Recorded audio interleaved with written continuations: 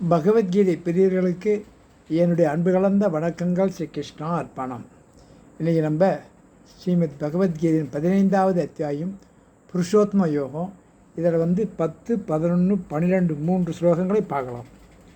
10வது ஸ்லோகத்தில் பகவான் என்ன சொல்கிறாருன்னா, உடலை விடும் பொழுதும் உடலில் இருக்கும் பொழுதும் அனுபவிக்கும் பொழுதும் குணங்களோடு கூடியிருக்கும் பொழுதும் ஜீவனை மூடர் அறியார், ஞானக்கண்ணுடையார் அறிவார். நம்ம உள்ளத்தில் உள்ள ஜீவனை இந்த மூடர்கள் ஏன் அறிய முடியாதுன்னா, அதான் சொல்லுவாங்க, கண்டவர் வென்றதில்லை வென்றவர் கண்டதில்லைன்ற மாதிரி.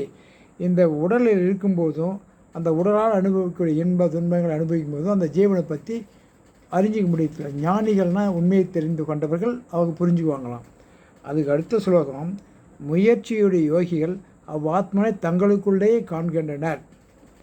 முயற்சியுடையார் என்னும் ஆத்ம பரிவாகம் அடையாத அறிவெளிகள் அவனை காண்பதில்லை. முயற்சி மட்டும் இருந்தால் பார்த்தது, சிறப்பு அதிகமாக இருக்கணும். முழுமையான முயற்சி இருந்தால் வெற்றி அடைய முடியும். அதனால் கொஞ்சம் அறகுறை வெற்றி, அறகுறை கிணறு தாண்ட முடியாது. அது மாதிரி முயற்சி இருந்துச்சுன்னா அவங்க அந்த ஆத்மாவை நம்மளுக்கு உள்ளத்திலே அனுபவிக்க முடியும், தெரிஞ்சிக்க முடியும், புரிஞ்சிக்க முடியும்.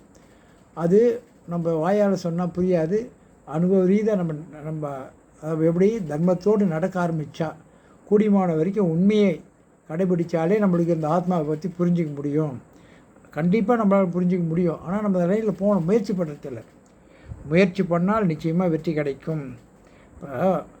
இப்போ இது மாதிரி சாமி கும்பிட்டோம்னா பலன் கிடைக்கும், அப்படி பிரம்ம நேரத்தில் ஏறி சாமி கும்பிட்டா நல்லது, இல்லை பகவத்கீதை தினம் ஒரு ஸ்லோகம் படித்தோம்னா நம்மளுக்கு பலன் கிடைக்கும்னு நினச்சி நம்பி படிக்க ஆரம்பித்தா அப்போ நம்மளுக்கு கடவுள் இன்னும் ஒரு 10 ஸ்டெப் மேலே காமிப்பார் சந்தோஷத்தை. அது மாதிரி நம்ம ஒவ்வொரு ஸ்டெப்லையும் முயற்சி இருக்கணும். முயற்சி எடுக்காது கிடைக்குமே கிடைக்காதான்னா முடியாது.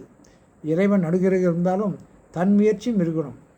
அதுக்கு அடுத்த ஸ்லோகத்தில், சூரியன் எடுத்து உலகம் முழுவதையும் விளக்குகிற வெளிச்சமும் சந்திரனையும் தீயினுடையும் என்னிடத்திலிருந்து அந்த பிரகாசம் என்று அறிக. சூரிய பகவானுக்கு நம்ம சொல்கிற கண்டினியூஸாக பிரகாசம் வந்துக்கிட்டே இருக்குது, சந்திரன்கிட்டே வருது. இதில் நெருப்புலேருந்து நம்மளுக்கு தீ ஒளி கிடைக்கிறது, வெளிச்சம் கிடைக்கிது, வெளிச்சம். இதெல்லாம் எங்கே இருந்தால் எல்லாம் பகவான்கிட்ட, பகவானோட அருளால் தான் நடக்குது. இதெல்லாம் நம்ம சொல்கிறதுக்கு ஏதோ ஒரு இது பண்ணுற மாதிரி தெரியும். அனுபவ ரீதியாக சுய அனுபவ ஞானம் நம்ம கடவுள்கிட்ட கொஞ்சம் முயற்சி பண்ணி பக்தியில் லைனில் போனீங்கனாலே நம்மளுக்கு ஒவ்வொருத்தருக்கிட்டும் நம்ம உள்ளத்தில் பகவான் இருக்கிறது புரிய ஆரம்பிச்சிடும். எல்லாருடைய உள்ளங்களிலும் பகவான் இருக்கிறார். அது எப்போ தெரியும்? நம்ம கண்ணை மூடி எதிர்க்கிறது ஒன்றும் தெரியாது. நம்ம ஞான வழியில் கொஞ்சம் முயற்சி பண்ணாலே கொஞ்சம் வெளிச்சம் கிடைக்கும். முயற்சியே பண்ணாது எதுவும் கிடைக்கணும் கிடைக்காது. அதால் சகலமும் பகவான் தான்றது எப்போ உணரணும்னா, தினம் தினம் நம்ம கடமை செய்யணும், பலனை எதிர்பார்க்கக்கூடாது.